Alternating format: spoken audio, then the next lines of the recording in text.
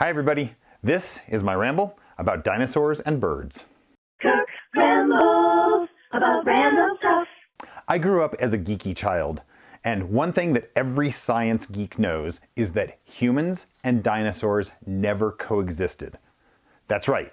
Despite what old movies and comic strips and the Flintstones might have led you to believe, humans and dinosaurs never lived at the same time. In fact, I even have an old Far Side collection in which Gary Larson apologizes for getting this wrong. Father, I have sinned. I have drawn dinosaurs and hominids together in the same cartoon. Now, I know this can be hard to visualize, so I created this handy chart. On this chart, 1 square equals 1,000 years. So at the top here, you have now. And 2 squares, or 2,000 years ago, you have the time of JC. You can make that either Jesus Christ or Julius Caesar, whatever makes you more comfortable. The written language was invented about 5,000 years ago, 5 squares, and the wheel was invented about 6,000 years ago. So, how long ago were cavemen? Well, there weren't really cavemen, so I'm going to stop using that term. But modern Homo sapiens evolved about 50,000 years ago.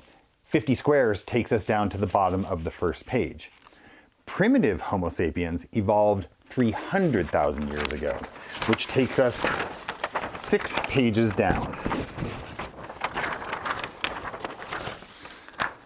This is also when humans started using fire as a tool. There were even more primitive hominids long before that.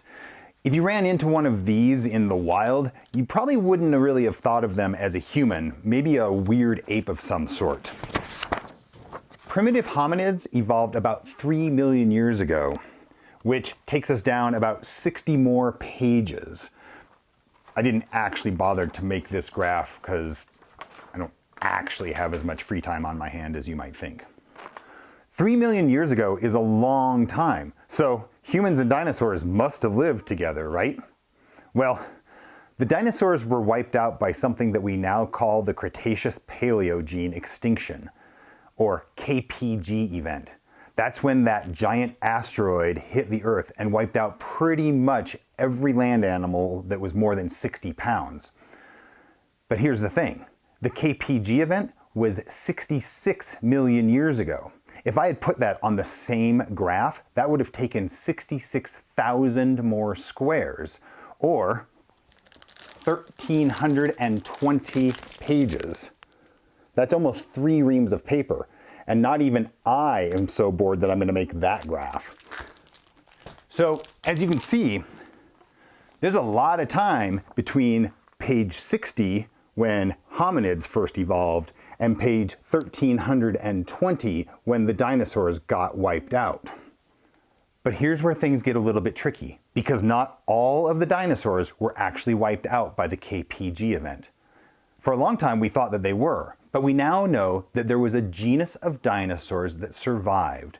They were small, and they are now called aves. And that genus of dinosaurs evolved into what we now call birds. In fact, it is fair to say, without any equivocation, that birds are dinosaurs.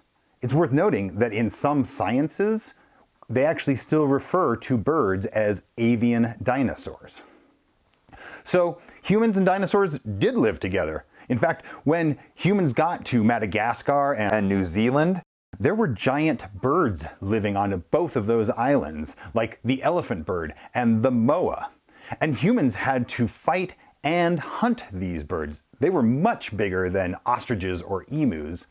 Artistry creations like this one look a lot like what I think of humans hunting dinosaurs as, but they're much more accurate. For what it's worth, humans kicked the giant birds' butts. They look pretty scary to me, but humans hunted these giant birds into extinction thousands of years ago. A couple of other really quick points. First, if you haven't been keeping track of dinosaur science, we now know that a lot of dinosaurs had feathers. Not just the avian dinosaurs, a lot of dinosaurs. So many of the dinosaurs that you think of looked quite a bit more like birds than you maybe ever even realized. Second, Steven Spielberg lied to you about how big velociraptors were. A lot of velociraptors were only about knee height. I think about this all the time when I am watching birds. We live amongst dinosaurs. Every bird you see is a dinosaur. From an ostrich to an eagle, from a turkey to a duck, from a penguin to a hummingbird. They are all dinosaurs. And most of them aren't really that scary. In fact, some of them are pretty cute. But when I think about a whole herd of velociraptors that are knee-high and covered in feathers, that still sounds kind of scary to me.